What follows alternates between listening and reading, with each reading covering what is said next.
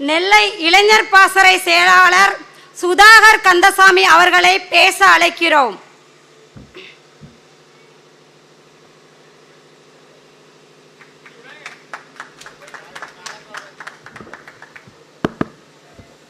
அகர முதல எழுத்தல்ல ஆதிபகவன் முதற்றே உலகு. நீர்ப்படை நிலப்படை இரு விசுமப்படை என முப்படை கண்டான். எம் நிலத்தையும் எம் இடத்தையும் எம்மிடம் ஒப்படை என்றான். சேர சோழ பாண்டியருக்கு பிற்பாடு படை திரட்டிய பச்சை தமிழன் இவனாவான். முப்படை கண்டதனால் முக்கன் சிவனாவான். இருந்தால் எமக்கு தலைவன், இல்லையேல் எமக்கு இறைவன். எங்கள் தமிழ் தேசிய தலைவர் மேதகவே பிரபாகரன் அவர்கள் இருக்கும் திசை நோக்கி வணங்கி விஜய் பின்னாலும் அஜித் பின்னாலும் ரஜினிகாந்த் பின்னாலும் சுற்றித் திரிந்த என் போன்ற இளைஞர்களை இந்த மண்ணிற்காகவும் இந்த மக்களின் வாழ்வாதார மேம்பாட்டிற்கும் அரசியல் செய்ய வா என்று அழைத்த என் உயிரண்ணன் செந்தமிழன் சீமான் அவனையும் வணங்கி நாம் தமிழர் கட்சியின் வேட்பாளர் அறிமுக கூட்டம். இந்த பனங்குடி ஊரில் பல கட்சிகள் இருக்கு. திராவிட முன்னேற்ற கழகம், அண்ணா திராவிட முன்னேற்ற கழகம், பாஜக, காங்கிரஸ், விசிக, இதுபோல ஏராள கட்சிகள், இதுபோக சாதி கட்சிகள், மத கட்சிகள் ஏராளம். இத்தனை கட்சிகள் இருக்கிற வேளையில் நேற்று தான் தேர்தல் தேதியே அறிவிக்கப்பட்டிருக்கிறது. இன்றைக்கு வேட்பாளர் அறிமுக கூட்டம் போடுகிறது நாம் தமிழர் கட்சி. மற்ற கட்சிகள் கூட்டணி பேரம் பேசுகிறது. ராதாபுரம் சட்டமன்ற தொகுதி திராவிட முன்னேற்ற கழகத்தின் கோட்டையா. அந்த கோட்டையில ஓட்டையை போலத்தான் நாம் தமிழர் கட்சி பிள்ளை இந்த இடத்துக்கு வந்திருக்கோம். கோட்டைன்னு சொல்ற அந்த கட்சி ஒரு வேட்பாளர் அறிவிக்கல, 4 பேர் போட்டிடுறான். இதுக்கு முன்னாடி இது வரைக்கும் ஒரு எம்பி இருக்கிறாரு, இப்போ இன்னொரு எம்பிக்கு ஒருத்தர் போட்டி போடுறாரு, எம்எல்ஏ இருக்கிறாரு, அவர் பிள்ளை போட்டி போடுறாரு, சபாநாயகராக இருக்காரு இந்த தொகுதியில் உள்ளவர், அவர் பிள்ளையும் போட்டி போடுறாரு. ஒரே கட்சி. நாம் தமிழர் கட்சியில இந்த தொகுதியில் இந்த வேட்பாளரை நிறுத்தணும்னு எங்க அண்ணன் சீமான் முடிவு செய்யறாரு. திராவிட முன்னேற்ற கழகத்தில் யார முடிவு செய்யுதுன்னு தெரியல தலைமைக்கு. என்ன தலைமையா இல்லை, வெறும் பொம்மையா இருக்கனால தெரியல. நாங்க வேட்பாளர் அறிவிச்சு இந்த இடத்துல போட்டி போட்டு மக்கள்கிட்ட துண்டறிச்சு கொடுத்து பிரச்சாரம் செய்யறோம். ராதாபுரம் தொகுதியில் என்ன பிரச்சனை, அம்பாசமுத்திரம் தொகுதியில் என்ன பிரச்சனை, பாளையங்கோட்டை தொகுதியில் என்ன பிரச்சனை, ஒவ்வொரு தொகுதியில் பிரச்சனையை துண்டறிக்கை வடிவமாக கொடுத்து நாங்க பரப்புரைக்கு தொடங்கிட்டோம். இன்னைக்கு இல்ல, 1 மாசத்துக்கு முன்னாடியே. எங்க அக்கா சத்யா தான் வேட்பாளர்னு 1 மாசத்துக்கு முன்னாடியே ஒவ்வொரு தொகுதியிலும் சூரட்டி ஒட்டி பதாக வச்சு அறிமுகம் செஞ்சுட்டோம். இனிமேதான் இவங்க வேட்பாளர் அறிமுகம் செய்யணும், அதை தேர்ந்தெடுக்கணும், பேரம் பேசணும். அதுக்கப்புறம் கூட்டம் போட்டு நின்று அவர்களே சுண்ணாம்பு சுவர்களே இந்த விளக்கெண்ணெய் அப்புறம் பேசுவாங்க. இதெல்லாம் பேசி அறிவிக்கணும். இதுவே கேட்கலையா? 50 ஆண்டு காலமாக இந்த மண்ணை கொளுத்து, 50 ஆண்டு காலமாக இந்த மண்ணை திருடி இந்த மக்களின் வாழ்வாதாரத்தை அழித்து தொடர்ந்து ஆளக்கூடிய கட்சிகள் இந்த திமுக, இந்த அதிமுக 2 கட்சி மாறி மாறி ஆளுது. 5 வருஷம் ஜெயலலிதா, 5 வருஷம் கருணாநிதி, 5 வருஷம் ஆத்தாளுக்கு, 5 வருஷம் தாத்தனுக்கு, மாறி மாறி 50 வருஷத்தை கொடுத்தாச்சு. நாடு நாசமா போச்சு. 50 வருஷமா இந்த திராவிட கட்சிகள் மாறி மாறி ஆண்டு இந்த மண்ணில் என்ன சாதனை நடந்திருக்கு? அடிப்படை தேவை, அனைத்து மக்களுக்கும் தேவையான குடிநீர் அனைவருக்கும் சமமாக தரமாக தரப்படுகிறதா? குடிநீர் கூட இந்த நிலத்தில் விற்பனை பண்ண மாற்றப்பட்டுள்ளது. குடிநீர் குடிக்கணும் கூட நீ பணம் கட்டி தான் குடிக்கணும். முன்னாடி எல்லாம் ஒரு 10 வருஷத்துக்கு முன்னாடி நீ எந்த ஊர்லனாலும் போய் ஒரு கடையில் அண்ணன் கொஞ்சம் தண்ணி தாங்கன்னு கேட்டேன்னா தண்ணி கொடுப்பாங்க. இன்னைக்கு பண்டத்தை சாலையில் இந்த மெயின் ரோடு சொல்றமே, இந்த புறவழி சாலையில போய் கேட்டுப்பாரு, தண்ணின்னு கேட்டுப்பாரு, 10 ரூபாம்பா. ஏன்? பாட்டில் அடிச்சு வியாபாரமாக்கி நான் தண்ணியை. தண்ணி விற்பனைக்கு, அடிப்படை தேவையான கல்வி விற்பனைக்கு, மருத்துவ விற்பனைக்கு, அத்தனையும் மக்கள் பயன்படுத்தக்கூடிய மக்களுக்கு தேவையான அடிப்படை தேவை கல்வி, மருத்துவம், குடிநீர், இந்த 3ம் விற்பனை பண்றதாக மாற்றி விட்டார்கள் இந்த திராவிட தேசிய கட்சிகள். இவர்களுக்கு மாறி மாறி வாக்கு செலுத்தணும். எப்படி 50 வருஷமா யார் செஞ்ச அந்த வாக்கு? என் சித்தப்பன் பெரியப்பன், என் மாமன் மச்சனு, என் சின்னம்மா பெரியம்மா, இவங்க ஓட்ட வாக்கு தான். இவர்கள் ஓட்ட வாக்கு 50 வருஷமா இவர்களுக்கு அரியானையில் வச்சிருக்கு. ஒரு வாய்ப்பு 2026 தேர்தல், சட்டமன்ற தேர்தல், இப்ப 2024 தேர்தல், பாராளுமன்ற தேர்தல், இந்த தேர்தலே நாம திருந்தணும். போட்டாச்சு, 50 வருஷமா போட்டாச்சு இல்ல.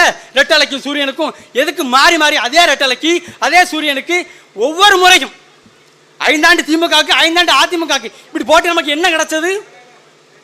இதே நிலத்தில் 50 ஆண்டுகளுக்கு முன்பாக எமது தாத்தன் பெருந்தலைவர் காமராஜர் இந்த மண்ணை ஆண்டார். பெருந்தலைவர் காமராஜர் இடத்தில் ஒரு பத்திரிகையாளர் கேள்வி எழுப்புகிறார்.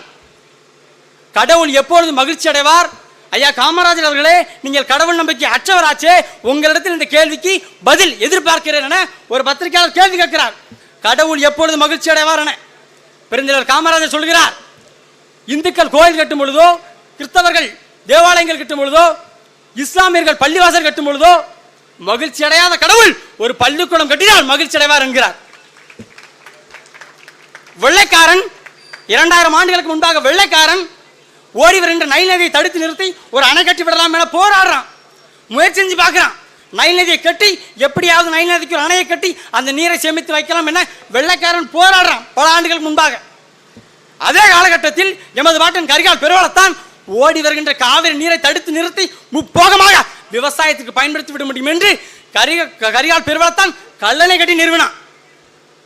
அவனுக்கு பின்பாக வந்த ராஜராஜ சோழன் உலகமே வேக்கிற அளவிற்கு கட்டடக்கலையில் வேக்கிற நிலைமைக்கு ஒரு கோவிலை கட்டி நிறுவினான். அவனுக்கு பின்பாக அவன் வழி வழியே வந்த ராஜேந்திர சோழன் கங்கை கண்ட சோழபுரத்தில் தன் முப்பாட்டன் இணையாக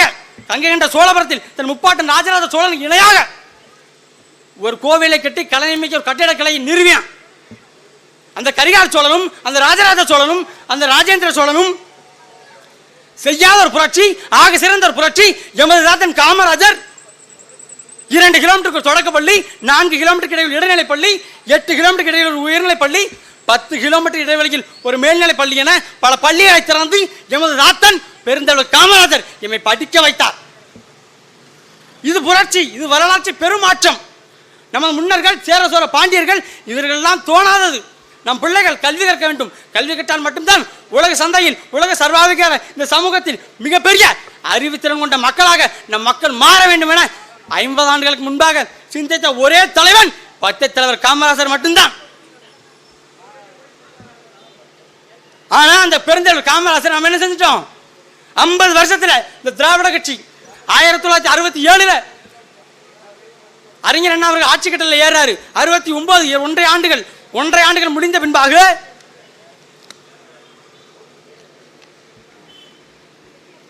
ஒன்றரை ஆண்டு தான் முடிஞ்சிருக்கு. அறிஞர் அண்ணா மறை விட்டுட்டாரு, இறந்து போயிட்டாரு. ஐயா கருணாநிதி வராரு 1969. நீங்க எண்ணி எழுதி வைத்துக் கொள்ளுங்கள்.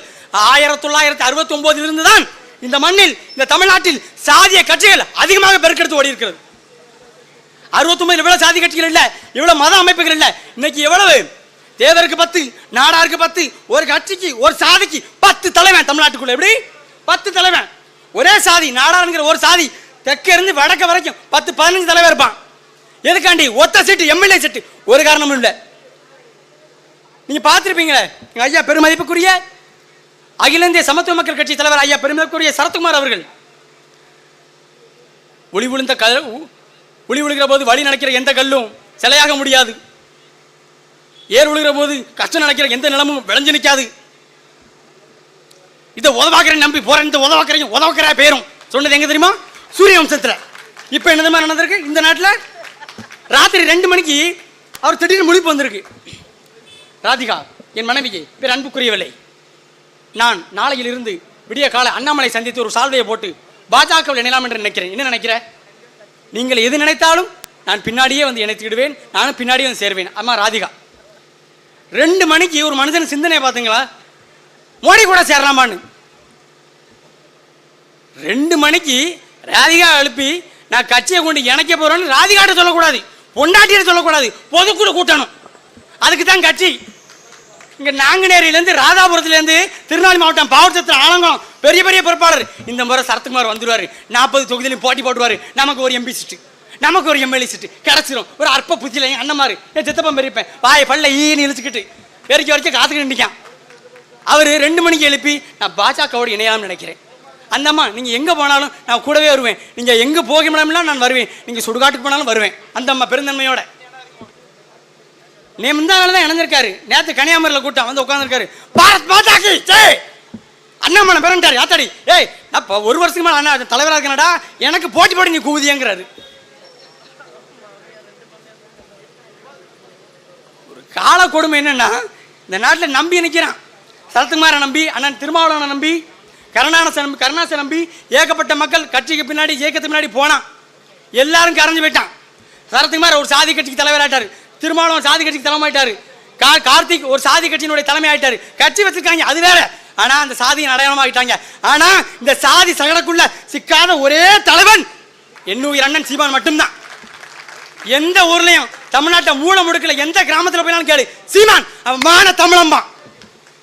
பார்த்தல 2016 தேர்தலில் முதல்ல போட்டிட்டோம். 1.1 விழுக்காடு, 4 லட்சம் வாக்கு. 2019 இந்த கட்சி அழிஞ்சு போகும், இவன் தமிழ் தேசியம் பேசுறாரு, இவர் பிரிவினை பேசுறாரு, இவர் வளர மாட்டாரு, இவர் முன்னேற மாட்டாரு நினைச்ச மக்கள் இடத்துல 2016 தாண்டி 2019 பாராளுமன்ற தேர்தல் 4 மடங்கு வளர்ச்சி, 17 லட்சம் ஓட்டு. இவ்வளவுதான், 17 லட்சத்தோட முடிஞ்சது. இரட்டை மெழுகுவர்த்தியை புடுங்கிட்டு விவசாய சின்னம் கொடுத்துட்டாங்க. எப்படியோ ரசிக மனப்பான்மையில சீமானோட பேச்சுக்கு அடிபட்டு இளைஞர்கள் வாக்கு செலுத்தினான். மக்கள் ஏளனமா நினைச்சான். இந்த கட்சிகள் திராவிட கட்சி, தேசிய கட்சி ஏளனமா நினைச்சது. சரியா 2 வருஷம் 2021 சட்டமன்ற தேர்தல் 32 லட்சம் ஓட்டு. தமிழ்நாட்டில் ஒரு கட்சியின் தலைவனால சாதி சொல்லாம, மதம் சொல்லாம, பிரிவினை பேசாம, மக்களிடத்தில் உணர்வை தூண்டி விடாம சரியா மக்களுக்கு தேவையான அரசியல, கல்வி என்ன, மருத்துவம் என்ன, குடிநீர் என்ன, நாட்டுக்கு தேவையானது என்ன, கனிம வளங்கள் கொள்ளடிக்கப்படுகிறது, இயற்கை வளங்கள் பாதுகாக்கப்பட வேண்டும் என ஒவ்வொரு அரசியலும் மக்களுக்கு சொல்லிக் கொடுத்து 32 லட்சம் வாக்க ஓய்ந்து நிற்கிறேன். இது மிகப்பெரிய புரட்சி. இந்த புரட்சி இந்த நாட்டில் செய்யறதுக்கு ஒரு தலைவன் கிடையாது, எங்க அண்ணன் சீமானை தவிர.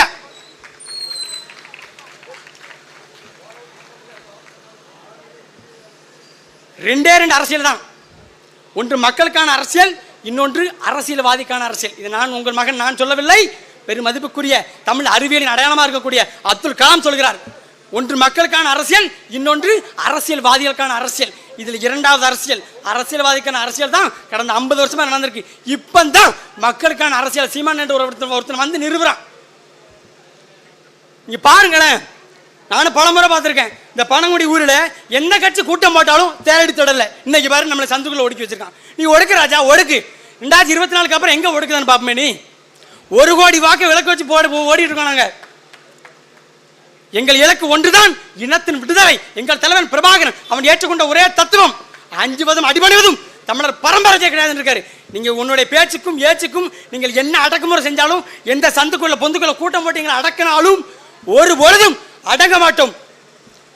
அண்டி ஒண்டி பிழைக்க நாங்கள் நாய்கள் அல்ல, திமிரி எழுகிற புலிகள், விடுதலை புலிகள்.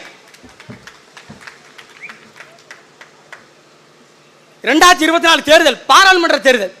இந்த தேர்தலுக்கும் நாம் தமிழர் கட்சி வென்று என்ன செய்ய போகிறது? மக்கள் கேள்வி எழலாம். பாராளுமன்ற தேர்தலில் பாராளுமன்றத்திற்குள் சென்று சீமான் என்ன செய்ய போறார்? சீமான் பிரதமர் ஆக போறாரா? மக்கள் கேள்வி கேட்கலாம். இடதுசாரி கட்சிகள், வலதுசாரி கட்சிகள் கேள்வி எழுப்பலாம். இன்றைக்கு பனங்குடி ஊருக்குள்ள ஒரு ஓரமா ஒரு தெருக்குள்ள சந்துக்குள்ள இந்த குரல் தமிழ் தேசியத்துக்காக, தமிழ் மக்களுக்காக கேட்கக்கூடிய இந்த குரல் பாராளுமன்றத்தில் கேட்கணுமா வேண்டாமா? அதுக்குத்தான் இந்த பிள்ளைகள் இவ்வளவு கூப்பாடு போடணும். எங்களிடத்தில் கொள்கை இருக்கிறது. மொழி, கல்வி, மருத்துவம், அனைவருக்கும் தரமான சமமான குடிநீர், அனைவருக்குமான கல்வி, கல்விக்கேற்ற வேலை, வேலைக்கேற்ற மருத்துவம், வேலைக்கேற்ற சம்பளம், சம்பளத்துக்கேற்ற உயர்வான பெருமையான வாழ்வு, இப்படி ஒரு அடிப்படை கல்வியை வைத்து நாங்கள் இந்த இடத்தில் நாங்கள் போராடி கொண்டிருக்கிறோம். மக்களிடத்தில் வாக்கு கேட்டுக் கொண்டிருக்கிறோம். உங்களை போல நாங்கள் சந்துக்குள்ளே பொந்துக்குள்ளே உட்கார்ந்து இருந்து கொண்டு 500 1000 கொடுத்து மக்களிடத்தில் வாக்கை பறிக்கல. நாங்க தூரமா நின்று கேட்டுட்டு இருப்பாங்க திராவிட கட்சி கரவேட்டி. அப்படி ஓரமா நின்றுட்டு இந்த பையனுங்க என்ன பேசுறாங்க பாயிண்ட் எடுத்து வச்சுக்கிடுவோம். நாளைக்கு நம்ம பேச்சாளர் வந்தவுடனே அவங்க கட்சியில் பேச்சாளர்லாம் கிடையாது. திருச்சியிலேருந்து வரணும், சென்னையிலேருந்து வரணும், அங்கேருந்து வந்தால் தான் பேச்சாளர். இங்கே இருக்கிற 50 பேரும் பேச்சாளர். குறிப்பெடுத்து வச்சு நாளைக்கு பதில் சொல்லுவாங்க. ஒரு தெம்பு இருந்தா திராவிட முன்னேற்ற கழகத்துக்கு இந்த மகன் சீமான் தம்பி இந்த இடத்தில் சவால் விடுறேன். நாம் தமிழர் கட்சி பிள்ளைகள் கேட்கக்கூடிய கேள்விக்கு நாளைக்கு இதே இடத்தில் மேடையை போட்டு பதில் சொல்லணும். திமுக சொல்ல திராணி இருக்கா? ஒன்றும் கிடையாது. காலத்தின் அருமை கருதி பேரன்புக்குரிய மக்களுக்கு ஒரே ஒரு செய்தி. 50 வருஷமா போட்டாச்சு திமுக அதிமுக ரெட்டல சூரியன். அவர்களுக்கெல்லாம் சின்னம். திமுகவுக்கு சூரியன், அதிமுகவுக்கு இரட்டை இலை என சின்னம். எங்களுக்கு சின்னம் இருந்துச்சு, திட்டமிட்டு பறிச்சுட்டாங்க. நாங்கள் அசருவோம், அசரவே மாட்டோம். நாம் தமிழர் கட்சி தான் எங்களுக்கு சின்னமே, கொண்டு போய் சேர்த்துருவோம். தெருவங்கும் நாம் தமிழ் கட்சி சின்னம் என்ன எங்கள் அண்ணன் படத்தை போட்டு கேட்டிருக்கோம். மக்கள் சிந்திக்க ஆரம்பிச்சிட்டான். உண்மையிலே நாம் தமிழ் கட்சி சின்னம் என்னவா இருக்கும்? கொடுப்பாங்களா மாட்டாங்களா? கொடுக்கணும். ரொம்ப பெரிய அநீதி. மக்கள் பேச ஆரம்பிச்சிட்டான். சாதாரண ஒரு பெட்டி கடையில் ஒரு பீடி சிகரெட் எடுத்து கொடுக்குற ஒரு சாதாரண வியாபாரி எப்பப்பா உங்களுக்கு சின்ன வரும்? ரொம்ப போராடுது இல்லைப்பா, வருத்தப்படுறான். மக்கள் தேடுறான். நாம் தமிழ் கட்சியை தேட தொடங்கிட்டான். உறுதியை நாங்கள் வெல்லுவோம், அதில் மாற்று கருத்தே இல்லை. காலமறிந்து கூவுகிற சேவல் கணக்காய் கூவும். காலமறிந்து கூவுகிற சேவல் கணக்காய் கூவும். கவுத்தி போட்டாலும் கூவும் என்கிறான் எமது வாட்டன் பட்டுக்கோட்டை கல்யாண சுந்தரம். சேவல் கூவுவது என்பது உன்னை விடிய காலையில் எழுப்புறது கூவலை, அது கடமை, அது கூவுது. அது மாதிரி தான் நாம் தமிழர் கட்சி பிள்ளைகள் இந்த பனங்குடி ஊரில் கூட்டம் போட்டு பேசுறது எங்களுடைய கடமை, எங்களுடைய பிறவி கடன். இந்த நிலத்தை, இந்த நிலத்தினுடைய வளத்தை, இந்த நிலத்திற்குரிய மக்கள் வாழ்வாதாரத்தை அத்தனையும் காக்க வேண்டும் என்ற கொள்கை ஒரு இருமாப்பு. அப்படி இருமாப்போடு இருக்கக்கூடிய ஒரு தலைவனை நாங்கள் தலைவனாக ஏற்றுக்கொண்டிருப்பதால் இந்த இடத்தில் சமரசமின்றி சண்டையிட்டு நிற்கிறோம். காலமறிந்து கூவுகிற சேவல் கணக்காய் கூவும், கவுத்தி போட்டாலும் கூவும். விளக்கு ஏற்றுவது என்பது விளக்குக்கு ஒளி தருவதல்ல, மாறாக நாம் இருளில் வாழாமல் வெளிச்சத்தில் வாழ்வதற்குத்தான் விளக்கு ஏற்றுகிறோம். அதுபோலத்தான் நீங்கள் வருகின்ற 2024 பாராளுமன்ற தேர்தலில் நாம் தமிழ் கட்சிக்கு எந்த சின்னமோ அந்த சின்னத்துக்கு நீங்க வாக்களிங்க. நாம் தமிழ் கட்சி தேடி போங்க. அக்கா சத்யா அவங்க முகத்தை பார்த்துக்கோங்க, சத்யா தான் சின்னம், அதை கொண்டு போய் சேருங்க. அதை கொண்டு போய் மக்கள்கிட்ட கொண்டு போய் சேர்த்துட்டு மக்களிடத்துல வாக்கை நாம கேட்கிறோம். அது மாதிரி மக்கள் நம்மளை தேடி வாக்கு அளிப்பான். போன முறை 32 லட்சம் வாக்கு சட்டமன்ற தேர்தலில், இந்த முறை சராசரியா 60 லட்சம் ஓட்ட நாம் தமிழர் கட்சி தாண்டும். இது உறுதி. நன்றி, வணக்கம். நாம் தமிழர்.